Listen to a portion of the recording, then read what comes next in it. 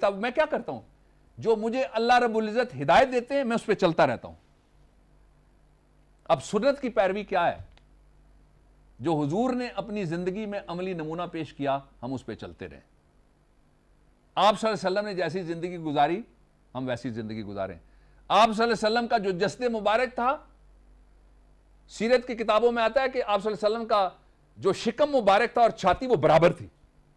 ہمارا اولیاء ویسا ہونا چاہیے. آپ صلی اللہ علیہ وسلم جیسا کھاتے تھے 3 کمپارٹمنٹس بنا کے تناول فرماتے تھے خوراک کو، کہ ایک کھانے کے لیے، پانی کے لیے اور ہوا کے لیے بھی کچھ چھوڑنا چاہیے. اس کی پیروی ہونی چاہیے. پڑوسی کو نہیں دے سکتے اس کے سامنے مال کی نمود و نمائش نہ کریں. پھل کھا کے باہر اس کے چھلکے بھی مت پھینکیں کہ آپ شکم سیری کر کے سوئیں، پیٹ بھر کے سوئیں اور وہ بھوکا رہے.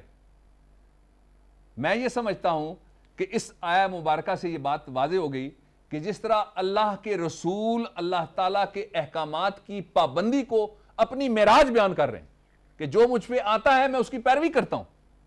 ایک ہمیں کیا کرنا چاہیے؟ دوسرا کہ حضور اکرم صلی اللہ علیہ وسلم کی زندگی سے رہنمائی لینی چاہیے.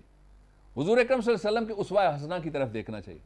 حضور اکرم صلی اللہ علیہ وسلم کی سنت کی پیروی کرنی چاہیے. حضور اکرم صلی اللہ علیہ وسلم کے طریقے کی طرف دیکھنا چاہیے. اس میں نجات ہے. آگے ارشاد ہوا، say can the blind be held equal to the seeing, will you then consider not؟ کہ کیا میں نے جو تمہارے اوپر راز ظاہر کیا، میں نے جو بیان کیا، آپ صلی اللہ علیہ وسلم ارشاد فرماتے ہیں، اس سے بات کھلی نہیں؟ کیا اندھا اور صاحب بصیرت برابر ہیں؟ یہاں اختتام ہوتا ہے سورہ الانعام ورس نمبر 50 کا. یہاں سے ایک ایکویلٹی کا اور تصور جو اللہ رب العزت کا خطاب ہے حضور اکرم صلی اللہ علیہ وسلم کے نام، اس سے واضح ہوتا ہے. اور وہ کیا ہے؟ اندھا سے مراد یہاں صرف وہ اندھا نہیں ہے جس کو اللہ رب العزت نے بصارت کسی وجہ سے چھین لی یا دی نہیں. یہاں اندھا سے مراد وہ ہے جس کی آنکھیں تو ہیں لیکن دل کا دروازہ نہیں کھولتا، جس کا سر تو ہے لیکن دماغ کو اوپن کر کے صحیح پیغام کی طرف نہیں دیکھتا، جو چلنے کے لیے پاؤں تو رکھتا ہے لیکن سنت محمدی صلی اللہ علیہ وسلم، مساوات محمدی کے اوپر نہیں چلتا، اور جس کے پاس اختیار تو ہے لیکن آپ صلی اللہ علیہ وسلم کے لائے ہوئے نظام کی طرف رجوع کرنے کی کوشش نہیں کرتا. میں مضمون یہاں روکنا چاہتا ہوں اس لیے کہ اس پہ کئی گفتگویں ہوں گی.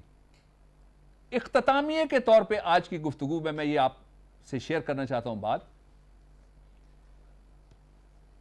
کہ حضور اکرم صلی اللہ علیہ وسلم کے ذریعے یہ جو کتاب آئی، اس کتاب کی 3 امپورٹنٹ باتیں میں آپ کے ساتھ اس سبجیکٹ کے اوپر ہائی لائٹ کرنا چاہتا ہوں.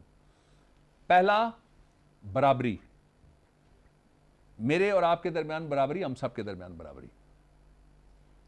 اور دوسرا، ایک دوسرے کو سپیس دینا، عزت دینا، احترام دینا، مقام دینا، تعظیم، تکریم دینا، آداب دینا، تسلیم دینا. اور تیسرا، ترقی کا راستہ وہ ہے جو سیدھا راستہ ہے.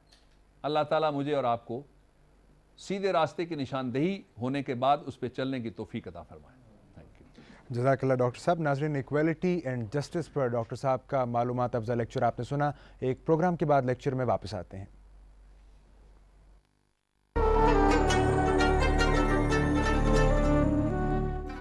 لوزن قرآن میں خوش آمدید. چلتے ہیں مہمانوں کے سوالات کی جانب. جی، آپ سوال کرنا چاہ رہے تھے. قاری عبید احمد ستی. ڈاکٹر صاحب، آپ سے یہ پوچھنا چاہتا ہوں کہ خطبہ حجت الوداع جو ہے وہ مکمل زیر بحث کب لائیں گے آپ؟ بہت مہربانی قاری صاحب.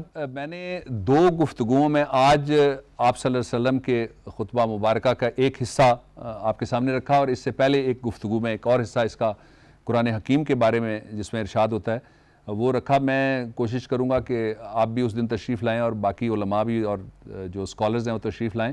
خطبہ حجت الوداع آپ نے بہت امپورٹنٹ بات کی ہے. ایک ایسا خطبہ ہے جو ڈیکلریشن ہے، باقاعدہ اعلان ہے بے شمار انسانی حقوق کا.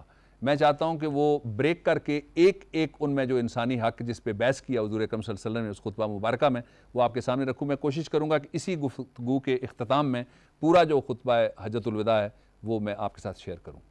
ہم شکر گزار ہیں اپنے مہمانوں کے. وقت کی کمی کے باعث مزید سوالات شاید ہم نہ لے سکیں. ڈاکٹر صاحب، حاصل گفتگو آپ صلی اللہ علیہ وسلم کے الفاظ میں ہی میں آپ سے عرض کروں گا، اس لیے کہ سب گفتگوؤں سے افضل ترین آپ کا ذکر ہے، اور پھر سب ذکر سے بہترین ذکر وہ ہے جو آپ صلی اللہ علیہ وسلم کے الفاظ میں ہے. آپ صلی اللہ علیہ وسلم نے ارشاد فرمایا کہ کسی گورے کو کسی کالے پر اور کسی کالے کو کسی گورے پر کوئی فضیلت نہیں ہے. اس کو دل میں اتارنے کی ضرورت ہے. آپ صلی اللہ علیہ وسلم نے ارشاد فرمایا کہ کسی عرب کو کسی عجم پر اور کسی عجم کو کسی عرب پر کوئی فضیلت حاصل نہیں ہے. اس کو سمجھنے کی ضرورت ہے. برادریوں کی بنیاد، نسلوں کی بنیاد، قبیلوں کی بنیاد، علاقوں کی بنیاد صرف پہچان کے لیے، اس سے آگے کچھ نہیں ہے.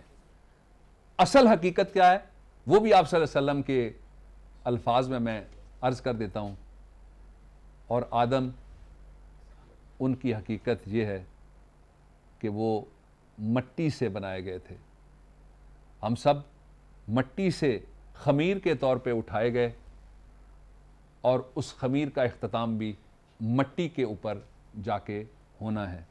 یہ جو درمیان کا وقفہ ہے، یہ ایک دوسرے کو سکھ دینے، عزت دینے اور مساوات محمدی دینے کے لیے استعمال کرنا چاہیے. آج سے ایسا شروع کریں، اور مجھے اور میری ٹیم جو پروگرام کرتی ہے اس کو اپنی دعاؤں میں یاد رکھیے.